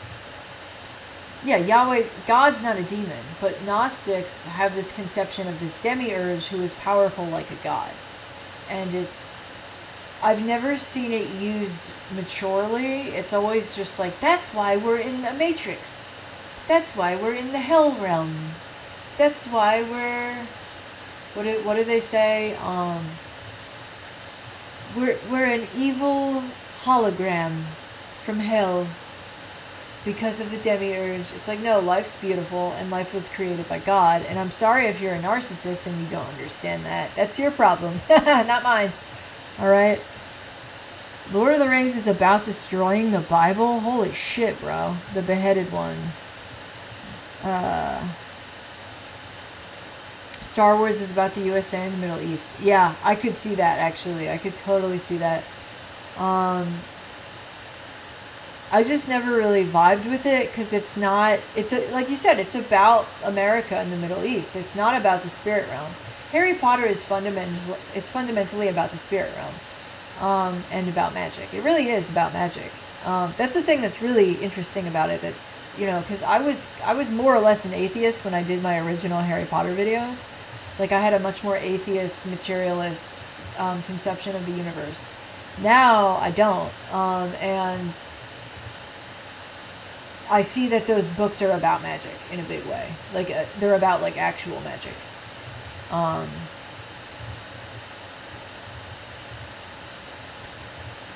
Spice Bear has displayed a typical woman trait in defending Harry Potter. Dude, Harry Potter is based. Harry Potter is based as hell. Star Wars is not that great. It's okay. It's not Harry Potter. But yeah, women in general like Harry Potter more than men. I've noticed that. Joseph Campbell and Carl Jung, they're I'm very sick of people like who like Joseph Campbell and Carl Jung kind of. And I don't really mean this about Larry Rapshaw, but there are people like that are very like snooty, like, haven't you read every word of the Jew called Jung? I'm like, no. Like, like, I don't need Jung. Jung didn't invent the spirit realm. He just had some fucking shit to say about it. Like, I don't give a fuck. It's like, oh my god, this like, but don't you know he's an intellectual Jew? Yeah, okay. Gotta worship him. Like, no, fuck you. That's why we get mad at the hard Ks, alright? It's because of that fucking insistence that their ideas are the only fucking ideas that matter. Only Einstein matters, right? Only fucking Jung matters.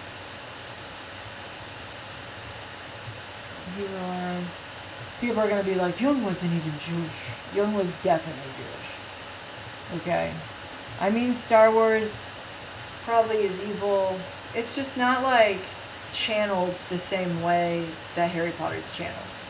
Harry Potter is like distilled truth. It's very weird. It's very distilled in that way, where like every part of that book means something incredibly deep.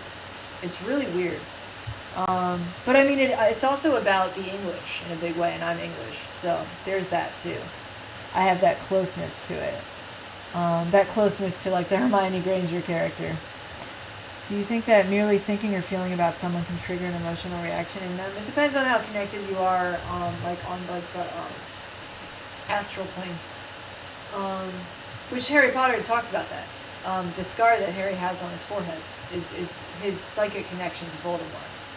Which, yeah, it's dude. Modern Shakespeare. Yeah, it is a lot like modern Shakespeare. I love Shakespeare. People shit on Shakespeare, but I feel like he had a lot of distilled truth too, where when you like read when you really get the gist of a Shakespeare play, you're like, God, that guy understood something. Like, that guy fucking understood something. her Bible is Harry Potter. I wouldn't put it that way, but I kind of get what you're saying. There's a lot of Christianity. They're very similar. Harry Potter makes more sense than the Bible. There, I said it. Harry Potter makes more sense than the Bible. It really does. Because the Bible has some characters in it where you're like, I don't want to fucking root for this guy. Jung's Red Book. Yeah, the Red Book is very well respected. I don't really defend Harry Potter. I explain it to people. And a lot of people don't understand it. They don't understand how deep it is. They just think it's stupid. Because they're stupid, is the irony there. Is it evil to accidentally channel evil art? Depends on what you do with it. It's a sign of your psychic state, though. If you're channeling evil art, it's because something's not right. It's a warning sign. Joseph Campbell is so overrated, in my opinion. Rooster Rick, I couldn't agree more. Yeah, I'm real sick of Joseph Campbell. He was like an atheist. He sucks, dude. Like you can't learn anything from that guy. He was a smug atheist. Joseph Campbell is not your fucking hero. I like Campbell's soup though. Big fan of the Campbell's tomato soup. So he wasn't all bad. No, I get it. Like the hero with 1,000 faces and I get it. Okay. We've all heard Joseph Campbell. Okay. We all went through our Jordan Peterson phase. I think Jordan Peterson is better than Joseph Campbell. I really do. I think Jordan Peterson hits more than Joseph Campbell does. Oh my God, I'm behind on the chat. Can you be psychically bound to someone even before birth, like soul contracts? Yes, I think so. But it's not what you think it is. It's not... First of all, I wouldn't think of it as being bound. What more or less happens is that there's this... So when you're talking about the way the universe is structured, the great chain of being, the celestial realm connecting to our realm.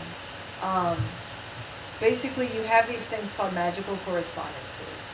And the magical correspondences are very similar to the symbol complexes that I talk about, where it's almost like, think of like the interconnectedness of a ripple on a pond. You know what I mean? You have that going throughout the creation, throughout God's creation. So you have certain herbs connecting to planets, connecting to attitudes, connecting to emotions and ideas and times of year, right? I talked about all of these things that have spirits attached to them, plants and planets, and the time of year has a spirit, you know? There's this spirit. Spirits of Christmas, spirits of springtime, like all of these spirits interconnect through magical correspondences. So like a good example is like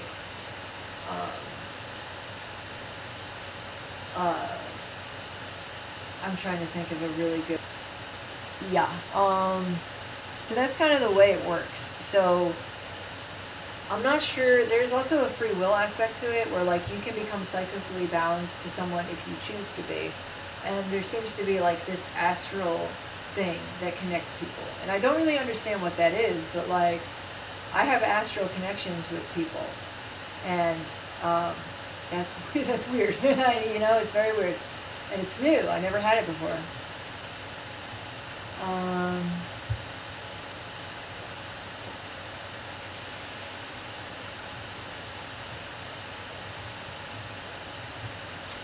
Is Jordan Peterson Jewish? He doesn't look Jewish to me, but he could be.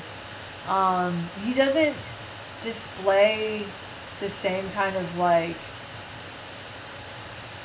If he is Jewish, he's not like the ones that make me crazy with their fucking like...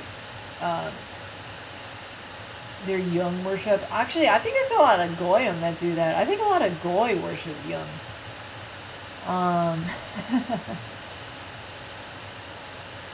Bloodline, blood memory, past life experience, maternal cellular memory. Sue. I'm sure she got really bored of him. Alright, dude, this is off the charts. I was not prepared for this. I was really not prepared for this. We got 88 people in the chat. 88! We got that 1488 going on in the chat. Like I said, fuck Carl Jung. His ideas were kind of interesting, but he's just... I feel like he's almost like a gatekeeper. Maybe not. I don't want to, like, say that, but, like... Jung said Catholicism's the perfect religion, and that's proof that he's not Jewish. No, he could there's a lot of Jews in Catholicism. There's a lot of Jews in Catholicism, okay. I would be very surprised if Jung wasn't Jewish. Kind of like you can tell John Kerry is really Jewish. John Kerry seems Jewish, yeah, absolutely. Jordan Peterson's Canadian. Yeah, he's like a Canadian cuck, you know. I like Jordan Peterson. I can't bring myself to hate that guy. I just can't. He helped me so much, you know. It's like you have to be grateful for that on some level. You have to be grateful for that. Even if they do mess up, like the Frankish Jays converted en masse to Catholicism. Yeah. False conversion. Whatever that means. The Pope literally wears a yarmulke and was founded by Gucci? What is that word? I don't know what that word is. Jung had paragraphs that were coherent, but the majority of his stuff is crazy. Used to frolic. Okay. That's funny. Jung used to frolic. You can say gatekeeper, but can also be the level and amount of info in that mind astral topic that is palatable at the time.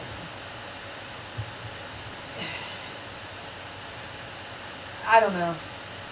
I think Jung was anti-Catholic. He probably was. I don't know. It's hard to say. I don't think he was pro-Catholic. I don't really buy that. He might have said pro-Catholic things every now and then. Catholicism is a perfect religion in many ways. Of course, Jung would like that because it shows the interplay between religious symbolism and the subconscious. Protestantism is fucking retarded, dude. Like, the idea that you should go to, like, a post office and, like, sit in like a metal folding chair and pray is, like, such a uniquely, like, American Protestant thing. Like, that sucks. I want nothing to do with Protestantism.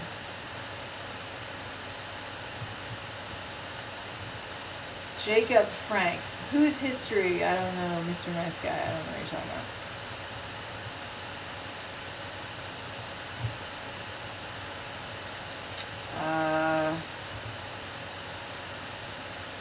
Yes. People talking about Jordan Peterson in 2025 weren't there in the trenches watching classroom lectures when he had no name. Well said, Anthony Harrow. Yeah, well said. Yeah. Universal Church of blending all faith and mystery, religion and servitude. Yeah, man, it's nuts.